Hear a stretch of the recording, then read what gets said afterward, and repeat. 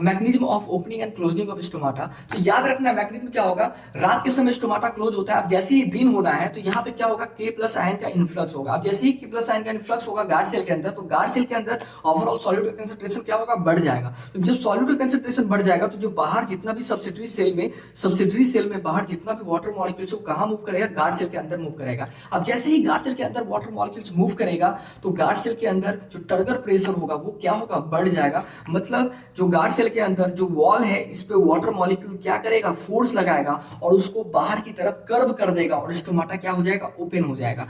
अब यही अगर हम लोग बात करेंगे दिन का केस, तो दिन में स्टोमाटा क्या होता है, ओपन होता है। अब जैसे ही रात होना होगा तो यहाँ पे क्या होगा, जितना के प्लस अंदर आया था इन्फ्लक्स, वो के प्लस कहाँ जाएगा, बाहर जाएगा, इफ्लक्स होगा। अब जैसे ही के प्लस इफ्लक्स होगा तो वहां पे वाटर मॉलिक्यूल जो गार्ड सेल के अंदर ऑलरेडी होगा वो कहाँ जाना चाहेगा, वो बाहर जाना चाहेगा, जहाँ पे सॉल्यूट कंसंट्रेशन ज्यादा होगा। तो गार्ड सेल से वापस वाटर मॉलिक्यूल कहाँ आ जाएगा, बाहर आ जाएगा सब्सिडरी सेल में। अब जैसे ही वाटर मॉलिक्यूल बाहर जाएगा तो टर्गर प्रेशर ओवरऑल यहाँ पे क्या हो जाएगा, कम हो जाएगा। अब जैसे ही टर्गर प्रेशर कम होगा तो गार्ड सेल वापस से अपने प्रॉपर शेप में आ जाएगा और हम लोग क्या कहेंगे कि स्टोमाटा क्लोज हो गया। तो स्टोमाटा क्लोज कब होता है, रात के समय होता है।